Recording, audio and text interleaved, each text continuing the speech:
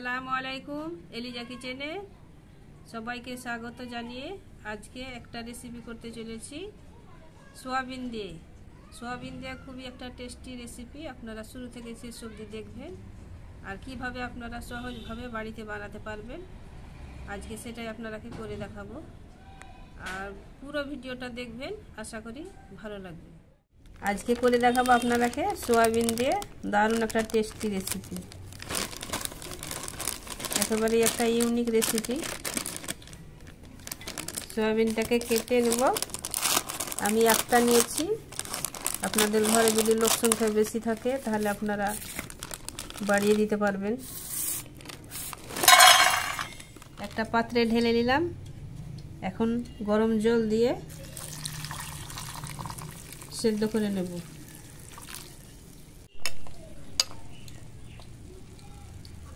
ঢাকা দিয়ে রেখে দেব 10 মিনিটের জন্য। এটা শুকনো খোলায় ভেজে নিয়েছি মশলা, জিরে, ধনে, মৌরি আর 2টো শুকনো লঙ্কা হালকা করে ভেজে নিয়েছি। শিলনোড়াতে গুঁড়ো করে নেব।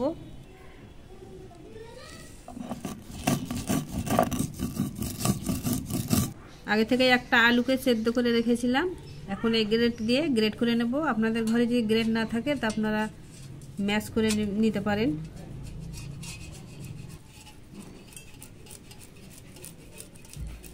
আলুটাকে গ্রেট করে নিলাম। ফিরে এলাম 15 মিনিট পর। আগে থেকে দেখুন কতটা বড় বড় হয়ে গেছে। এখন এটা থেকে পানি চিপে চিপে নিংড়ে বের করে নেব। একটা স্মুথ পেস্ট বানিয়ে নিয়ে চলে এলাম। জল ছাড়াই বেটে নিয়েছি, এই যে দেখুন। সয়াবিনের মিশ্রণটা আলুর উপরে দিয়ে দিয়েছি।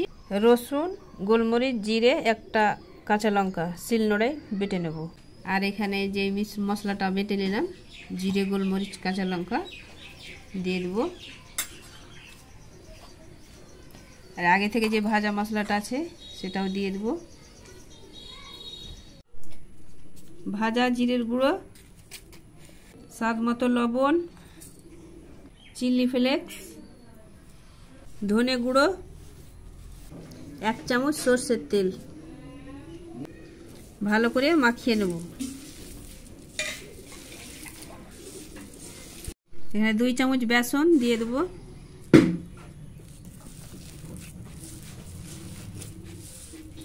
এখানে নিয়েছি ময়দা, লবণ,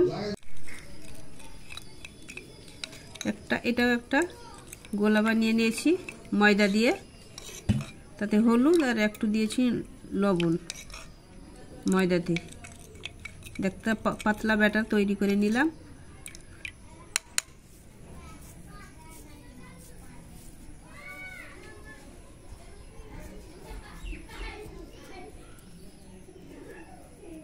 এইভাবে একটা ডিজাইন করে নিলাম।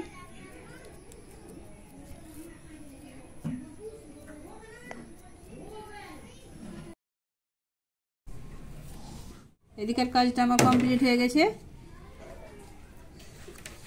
এখন এই পাতলা ব্যাটারের মধ্যে ডুবাবো আর এই ব্রেড গামসে দিয়ে দেব।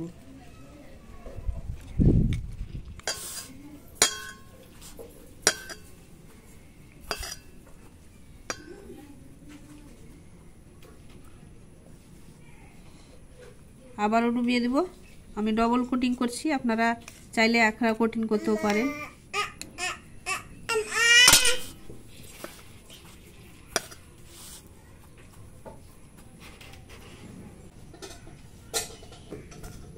এভাবে আমি সবগুলো করে নেব। এদিকে আমি এখন ভেজে নেব।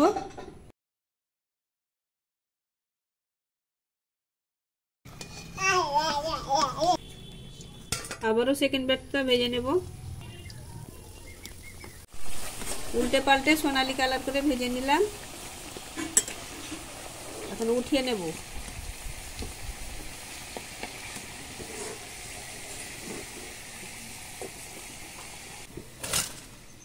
ভাজার কাজ কমপ্লিট হয়ে গেছে। এটার নাম আমি দিয়েছি সয়াবিনের কাটলেট। কেমন হয়েছে নামটা আপনারা কমেন্ট করে জানাবেন।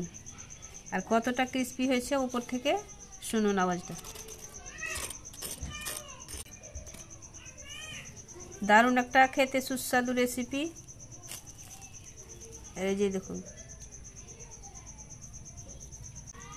এটা আপনারা পরিবেশন করতে পারেন টমেটো সস দিয়ে, বা এমনিতেও খুবই দারুণ লাগবে খেতে সন্ধ্যাবেলায় চায়ের সাথে।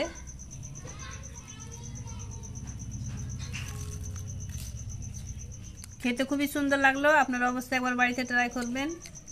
ভালো থাকবেন, সুস্থ থাকবেন। দেখা হবে নতুন কোনো ভিডিওতে।